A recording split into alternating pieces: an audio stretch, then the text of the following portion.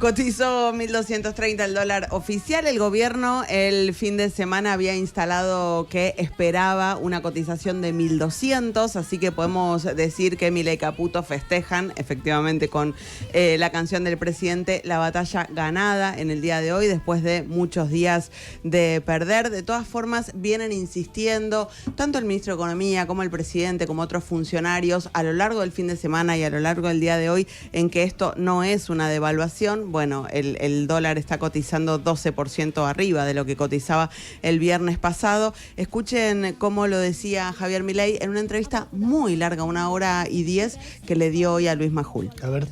¿No es una devaluación rara que de 1.003 y pico se haya ido a 1.190? Sí. Es rara, ¿no? Nosotros en diciembre del 23 estaba en 1.300 y ahora está abajo de 1.200. Qué devaluación rara. Hace una trampa el presidente. Me parece, ¿no?, que cruzó el Jordán, volvió de este lado. No. Por eso te digo, cuando es el personaje, cuando es el performer, cuando es el gozo, está todo bien. Cuando me decís la inflación corría anualmente al 17.000%, o me decís, qué evaluación rara. No, es una evaluación normal, donde el dólar oficial vale más de lo que valía el día anterior, digamos, ¿no? Para el que no se percató, el presidente hace la trampa de comparar lo que era el precio del dólar, los dólares financieros el viernes, con el precio del dólar oficial hoy. Lo que corresponde es comparar el precio del dólar oficial del viernes con el del dólar oficial de hoy. Perdón si estoy contaminando el noticiero de Noé, pero esto es igual que lo del 17.000%, que es, vos agarrás y decís, corría el 17.000% anual. Entonces yo, la verdad, ni idea. Traigo un economista, lo traigo a Guido Sac o traigo a cualquiera y le digo, ¿corría el 17.000% anual? No, perfecto. Esto es lo mismo. Entonces, mi duda es si el hombre solamente habla a su electorado o si vos lo hipnotizás, lo traes acá y te dice, sí, es una evaluación rara. ¿Qué pensás, Guido? El dólar es más barato. Quiero hacer un poco de abogado del diablo, sí, ¿no? Hay un punto. Familias que el viernes conseguían dólares a 1.350, hoy consiguen a 1.230. 1.230 menos. Eso no significa que el importador, que antes pagaba 1.100, un poco menos de 1.100 por cada cosa que trae ahora, paga mucho más y eso se va a trasladar a precio. Entonces, son las dos cosas, pero evidentemente todos los efectos que tiene la devaluación sobre los precios y sobre los ingresos se van a sentir. Es cierto que de manera más acotada que la devaluación del 120%, claro, ¿no? Sí, una devaluación del 12%. 15. Sí, bueno, sigamos con la tarde y porque Guido me dio el pie fantástico. Javier Milei dice que no se va a trasladar a precios este movimiento en el dólar. La inflación es siempre y en todo lugar un fenómeno monetario, generado por un exceso de oferta, ya sea o porque aumentó la cantidad de dinero, o porque cayó la demanda, o pasaron las dos cosas a la vez, y eso hace que el poder adquisitivo del peso caiga y todos los precios expresados en pesos suben. Y el dólar es un precio más de la economía. Ahora, esa es la relación. O sea, con lo cual, si yo no modifico la cantidad de dinero, los precios no tienen por qué subir. Ahí está el presidente que dice que esto no se va a trasladar a precios. Hay otros economistas del gobierno diciendo lo mismo. No sé si Guido quiere comentar algo en este punto, si no avanzo. No, se va a trasladar a precios porque hoy un importador que antes vendía lo que importaba $1 a 1.100, hoy lo va a vender a 1.230, 1.200, 1.300. Eso sin lugar a dudas. Pero no va a haber un traslado del 70-80%. No, porque hay otros bienes que se producen localmente que no tienen este. ¿Sabes qué este me preguntaba? Hoy los vi. Perdón. Me preguntaba si vos tenías un problema con que el dólar estaba demasiado barato. Incluso el dólar MEP, porque viajabas al exterior y todo te era más barato que el dólar MEP baje y que la devaluación sea controlada, no te resuelve el problema del fondo del atraso, con lo cual uno imagina que este punto, este valor del dólar debería tender a ser un poco más alto, digamos, más cerca de 1.300 que de 1.200. ¿Estoy pensando bien o estoy pensando mal? No, estás pensando bien, básicamente siempre que sea más barato ir a la playa Florianópolis que ir a Mar del Plata, estamos en un problema, ¿no? El tipo de cambio, lo que hay en el fondo del tipo de cambio es la productividad de las economías. todo lo que se produzca en Argentina, todo lo que se pueda producir en Argentina, se tiene que producir en Argentina. Y si el tipo de cambio está muy bajo y el del restaurante de Mar del Plata no vende porque nos fuimos a Florianópolis, y tenemos un problema. Eso se traslada a industria, se traslada a un montón de otros sectores. Y después a la cuenta corriente, si a fin de mes Sí. vas a tener todos los meses, otra vez, ¿cuánto perdimos este mes? Y eso no sé si genera la solución al problema que busca el gobierno resolver, que es que baje fuerte el riesgo país para poder Endeudarse. financiarse solo. Claro, es verdad, el gobierno tampoco aporta en los dólares paralelos, no resigna reservas por eso porque levanta el dólar blend, hay muchas cosas, no interviene directamente. Se supone que si está un poco más alto va a haber más liquidación, pero si está tan poco más alto no va a haber liquidación. O sea, hay una suma y resta ahí que no la veo, por lo menos todavía no me da. Sí, a ver, el cepo está bien que se salga, digo, la verdad una economía con cepo es una economía muy con muchas anomalías, está bien que así sea. Ahora, lo peor que podemos hacer con los dólares que se obtuvieron del fondo, después si quieren discutimos si era lo mejor o no era lo mejor, pero lo peor que podríamos hacer es volver a sostener un tipo de cambio insosteniblemente bajo, porque si es así, en diciembre vamos a estar de nuevo apreciados, de nuevo con problemas en la cuenta corriente, que se nos van más dólares de los que vienen, pero con 15 a 20 mil millones más de deuda. A ver, Guido, después vamos a charlar un poquito más extensamente, pero te quiero hacer una pregunta muy concreta. En el corto plazo, ¿qué hay que mirar para saber si a esta nueva, eso lo llaman fase 3, a la reformulación del plan económico le va bien o mal? En el mediano plazo, ¿qué hay que mirar? Y en el largo plazo, ¿qué hay que mirar? ¿Qué te preguntás vos? A ver, hay una primera respuesta para las tres cosas. En términos de estabilidad financiera, después podemos hablar de ingresos, economía real, que también obviamente es hasta lo más importante, pero ¿se acumula o no acumula reservas? Porque en el corto plazo, si no acumula reservas, es un desastre porque nos viene la cosecha gruesa. En principio tiene los 15.000 millones como para sostener un determinado valor del tipo de cambio para que sea creíble. Entonces, la señal es que va a haber de nuevo un periodo de carry trade más cosecha gruesa. Si en ese contexto no acumula reservas, ya nació mal este plan. Lo mismo te puedo decir para el mediano. Si acumulamos reservas hasta junio y en julio, agosto, pasada la cosecha gruesa, empezamos a perder reservas, también vamos mal. Y ni hablar si en el largo plazo seguimos perdiendo reservas, evidentemente es insostenible. Esto me lleva a lo primero que había dicho antes. Lo peor que podemos hacer con los dólares que tenemos hoy, que son deuda, es utilizarlo para gastárnoslo en un tipo de cambio bajo insostenible. Eso ya lo hemos hecho casi que desde Martínez de Oz a la fecha y nos ha Aun salido cuando así. el cambio sea 1.400, que es el techo de la banda. Bueno, dependiendo. A ver, si es puntual la intervención, yo quiero lo que llamamos en economía una flotación administrada. Yo no creo que el dólar tenga que ser totalmente libre porque de pronto hay movimientos que son demasiado altos, demasiado bajos y ahí el Banco Central sí tiene que intervenir, pero siempre en un nivel sostenible de tipo de cambio que más o menos lo conocemos. Si estás exportando mucho menos de lo que estás importando, tenés un problema.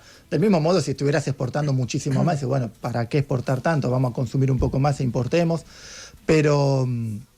Pero básicamente lo primero que podríamos mirar con respecto a la estabilidad son las reservas. Después, bueno, los ingresos, los precios, evidentemente, ¿no? A ver qué pasa con la inflación. Puede pegar un salto al principio por esta depreciación, no la llamemos devaluación, una depreciación, si después vuelven a bajar o no. Es muy raro. ¿Qué querría un buen macroeconomista en el gobierno? Que no sé si hay, pero suponete que hubiera uno. Decir, bueno, Hay dos. Bueno, ponele. Pero querría que el dólar pegue una estampida un poco más grande, o sea, 1.300, para tener más margen para que los precios no se coman eso, o si te pones a 1.300 te da miedo porque genera una sensación de inestabilidad que genera necesariamente una remarcación y se comen los precios, porque finalmente uno de los temas es si se repite lo que pasó en el 2023-24, que los precios se comieron muy rápido las ventajas competitivas de la devaluación. Esa pregunta es como central.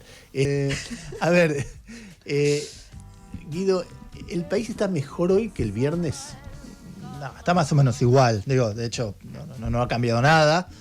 Ahí sí me pongo a mirar los ingresos. Digo, los ingresos de la gente, de todos nosotros, el viernes y hoy son exactamente los mismos.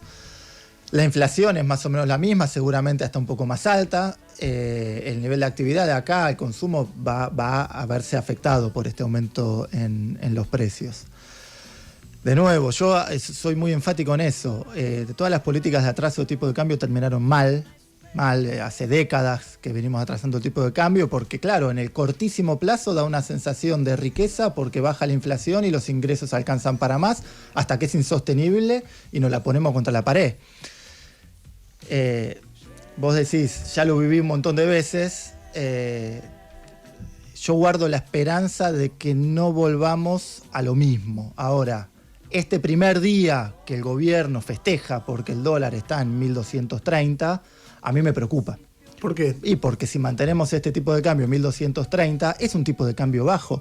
Seguimos siendo caros en dólares, sigue siendo conveniente, ahora viene la vacación de invierno, en un par de meses, ir a esquiar a Chile que esquiar en Bariloche. Entonces, mientras eso suceda, es que hay algo que no funciona y que no va a ser sostenible en la economía argentina. Lo que a mí me llama mucho la atención de este primer día, ¿no? Estamos analizando todo muy en frío, pero a mí me llama mucho la atención en parte esto que vos decís, porque de alguna manera lo que pasó hoy hace más barato el turismo en el exterior, las compras en el exterior, que obviamente es un acceso de una porción muy pequeña de la población argentina, pero la contracara es que va a encarecer, no sabemos en qué medida, pero es posible prever que algo va a encarecer, la comida, la nafta, no sé, la vida cotidiana. Que pensaba que, pero estoy pensando, que hasta el viernes una parte importante de los gastos de las familias en el exterior se canalizaban por el dólar MEP, que es un acuerdo entre privados, son dólares privados que se venden de esa manera y las compra otro privado. Ahora que vos podés acceder al dólar oficial, compras dólares y después los gastás con tarjeta y los pagás con esos dólares. Entonces es como aún más barato eso, no más barato, aún es más lesivo sobre las reservas del Banco Central, la parte del turismo, ¿no? Sí, la parte del turismo sí. Si vemos la imagen completa y la eliminación en particular del dólar blend, de ese 20% de exportaciones que también iban al CCL, es decir, era entre privados y no pasaban por el Banco Central, hoy ese 20% de exportaciones las recupera el Banco Central. Ahora, la teoría que hay de fondo de todo esto es que lo que importa es la cantidad de dinero. Que si vos manejás la cantidad de dinero de una sociedad, tarde o temprano la inflación baja, tarde o temprano el dólar se queda quieto porque es una cuestión de dividir cantidad de pesos por cantidad de bienes. Vos lo leías a Sturzenegger el fin de semana. Sturzenegger había hecho, la verdad que yo lo decía, Sturzenegger es un ejemplo que a mí me inquietó porque va contra todo lo que yo he vivido en mi vida. ¿Cuál es el ejemplo? Él dice, lo que importa es la cantidad de dinero. Primero sube el dólar y después los precios, pero no es que los precios suben porque el dólar sube, sino que todos los bienes suben a distinta porque hay muchos pesos. Entonces, por ejemplo, él comparaba el dólar con la papa. Cuando la papa sube, el resto de los actores económicos no suben sus productos, no sube el tomate, no sube la carne, no sube los servicios, sube la papa porque hay muchos pesos. Con el dólar pasa lo mismo. Cuando yo lo leía decía, no es así, porque el dólar influye en todos los precios. Entonces, cuando sube el dólar, es obvio que suben los costos y por lo tanto suben los precios. Y él dice, no, si la cantidad de dinero es la misma, no suben los precios. En todo caso, cerrará el tipo que no puede absorber los costos. Eso sigo yo, no lo dice él. Entonces, cuando veo esas incongruencias, que no sé si lo son, digo, no están pensando bien. Es demasiado lineal lo que están pensando. Me lo han dicho muchas veces y si fuera tan fácil, lo hubiera hecho cualquiera. ¿Qué pensás vos? No estoy para nada de acuerdo con Sturzenegger y de hecho ya cometió el mismo error en 2016 cuando dijo que la devaluación no era inflacionaria porque algunos precios iban a subir, otros iban a bajar y no hubo ningún precio que bajó, ¿no? Y tampoco estoy de acuerdo con que el tipo de cambio de equilibrio es dividir la base monetaria por la cantidad de reservas, porque lo que hay detrás del tipo de cambio es a qué precio en dólares, a qué salario en dólares somos capaces de producir y ofrecerle bienes y servicios al mundo. Y eso no está determinado por la cantidad de dinero que hay en la economía. Porque después hay diferentes agregados monetarios, ellos usan el que más le conviene, pero uno podría usar la base monetaria y en cuyo caso, la oferta monetaria, en cuyo caso el tipo de cambio de equilibrio daría más. Nadie piensa el tipo de cambio de equilibrio como ese simple cociente. Guido, suponete que está Milei acá y viene y te dice callate mandril y después argumenta. Primero te dice callate mandril y después argumenta.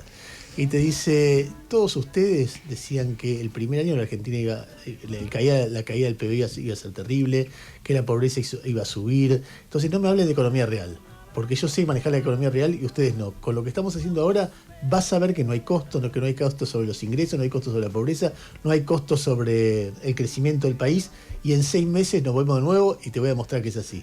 ¿Qué le decís? Bueno, le diría que si aprecia el tipo de cambio nuevamente, va a terminar mal. Hoy por hoy a mí es lo que más me interesa, que no se gasten estos dólares como nos hemos gastado los dólares del anterior acuerdo del fondo, las reservas entre 2011 y 2015, el endeudamiento con el sector privado entre 2016 y 2018. No nos volvamos a gastar los dólares en sostener un tipo de cambio artificialmente bajo. Esto va a terminar mal y quizás en 6 meses me dice, viste que tenía razón. En 1 año, 2 años, yo le voy a decir, viste que yo tenía razón, y a mí no me interesa tener razón. A mí me interesa que Argentina pueda tener una economía con inflación baja, que pueda crecer, que pueda mejorar las condiciones de vida. Si te digo, ¿sos optimista o sos pesimista? ¿Te animás a decir tu escenario dominante cuál es, Guido? Yo soy pesimista porque le tengo la sensación de que van a hacer un uso electoral de los dólares, el tipo de cambio va a ser muy bajo, va a ser insostenible, vamos a ser caros. Tengamos en cuenta que un tipo de cambio bajo significa que producción que podríamos hacer en la Argentina no la vamos a hacer en la Argentina, y siempre producir menos es peor que producir más. Gracias, Guido, por haber venido. Gracias. Espero a ustedes. que la hayas pasado medianamente bien. Muy gracias, Iván, un gusto siempre. A tu orden. Y qué iba a decir, y nos vamos con el himno de siempre y esperan la Romina que ya viene. Vamos.